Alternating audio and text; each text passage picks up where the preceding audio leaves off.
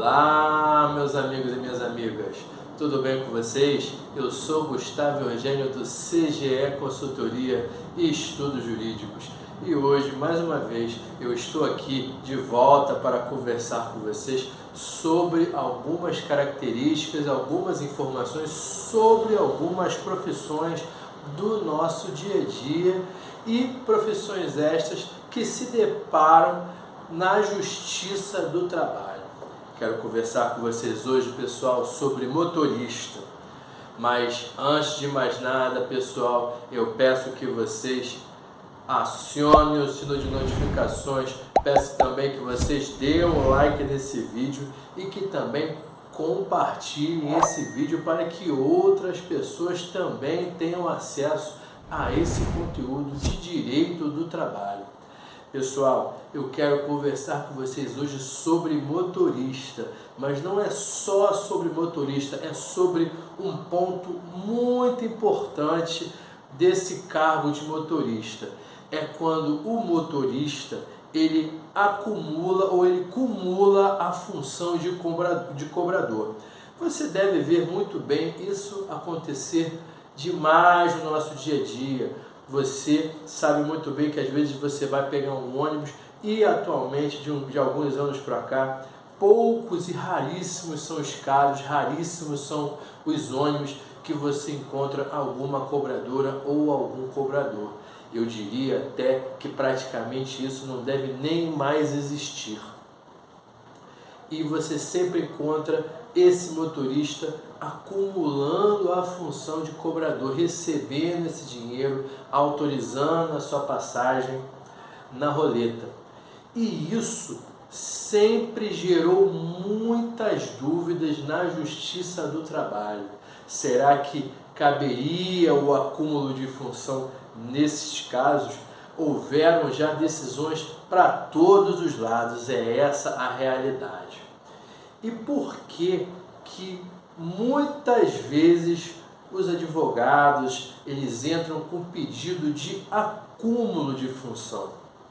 Nesse caso aqui, meus amigos, nós estaremos diante de uma discussão entre dois artigos. Primeiro, o artigo 468 da CLT, pois é, esse artigo da inalterabilidade do contrato de trabalho. Com base nesse artigo, é falado que não poderá haver alteração do contrato do trabalho sem o mútuo consentimento, ou seja, sem a concordância de ambas as partes. E ainda assim, essa alteração não poderá desfavorecer o empregado, sempre em favor do empregado.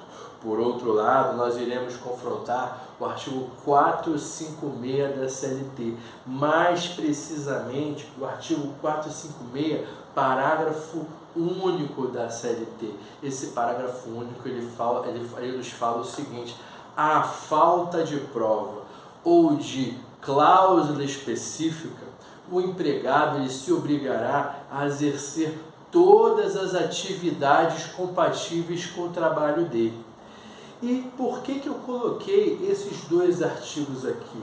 Porque certamente o advogado do reclamante, quando for ajuizar uma ação, irá fundamentar o seu pleito, fundamentar o seu pedido, dentre outras coisas, principalmente no artigo 468 da CLT, no qual não poderá haver alteração do contrato de trabalho.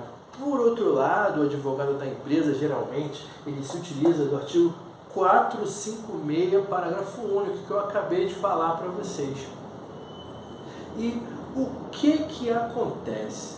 É como eu sempre digo para vocês, cada caso é um caso e estamos no judiciário diante de vários tribunais regionais, com vários desembargadores, vários juízes, e realmente existem vários entendimentos, até porque não existe nenhuma súmula do TST que obrigue os magistrados dos tribunais e de primeira instância a adotar determinada posição jurisprudencial.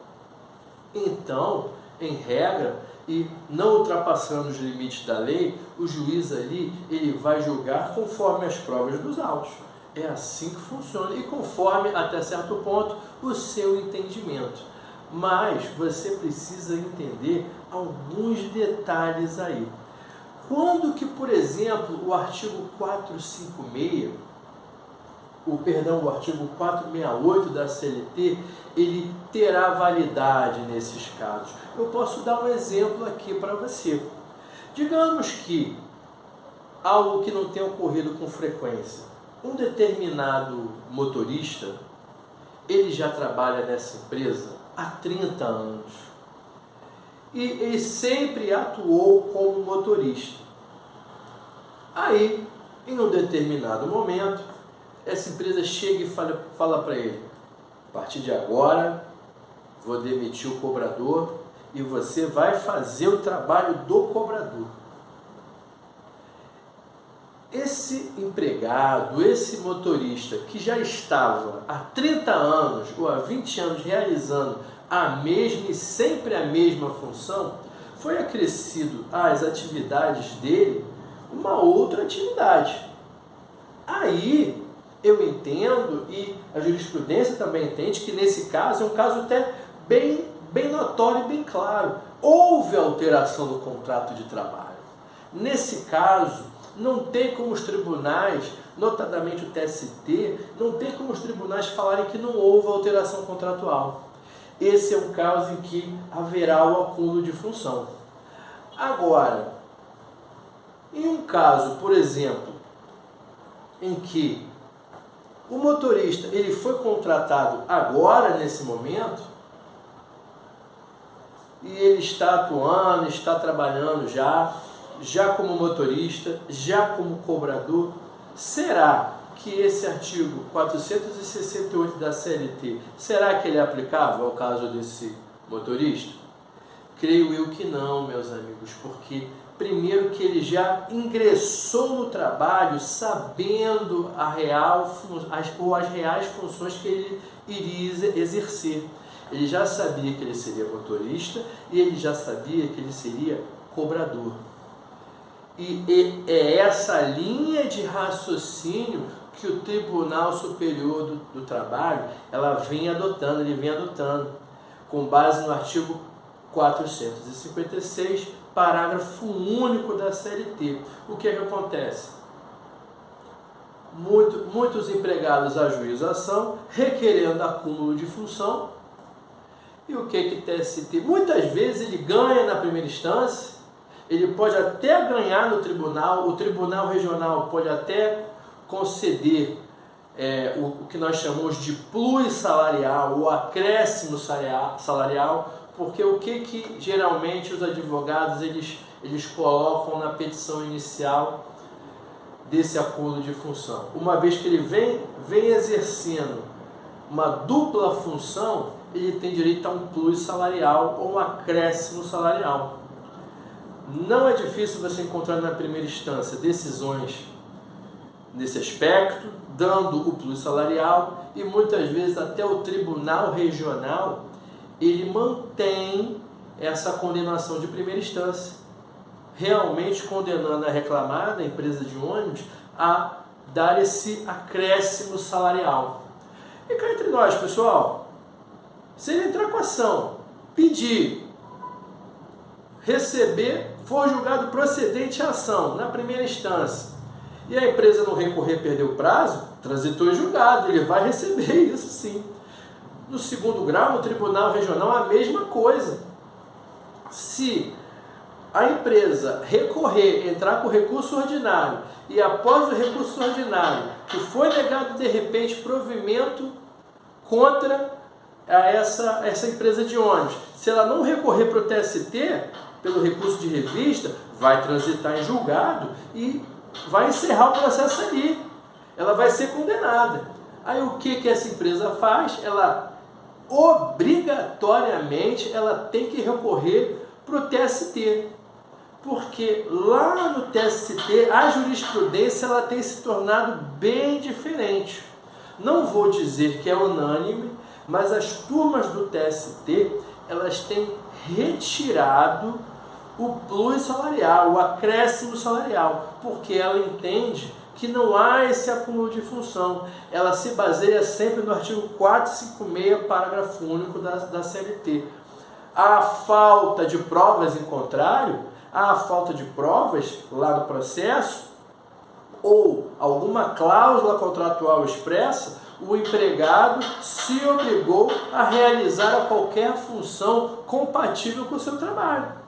É assim que funciona. Então, nesse caso aqui, não caberá acúmulo de função e, consequentemente, não caberá o acréscimo salarial ou plus salarial, como algumas decisões gostam de mencionar. Então, quando o advogado ou advogada for ajuizar uma reclamação trabalhista ou for defender a empresa, ela tem que estar atenta a esses detalhes, a essa contraposição, a esse debate entre o artigo 468 da CLT e o 456, parágrafo único da CLT também, sempre atento à jurisprudência do Tribunal Superior do Trabalho. Tudo bem, minhas amigas e meus amigos? Eu espero que vocês tenham gostado desse tema, gostado desse vídeo. Peço que vocês dêem um like, compartilhem e eu desejo a vocês um grande abraço e até a próxima.